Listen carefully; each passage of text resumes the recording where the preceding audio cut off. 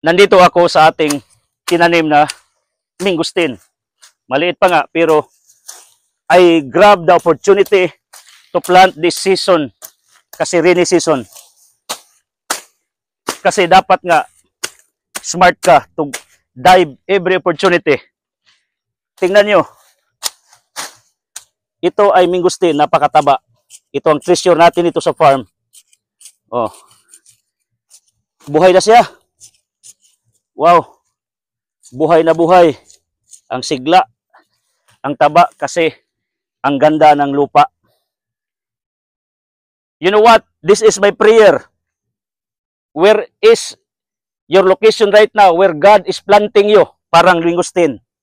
Ganito sana kataba ang pamumuhay mo, ang pamilya mo, ang bulsa mo, ang relationship mo.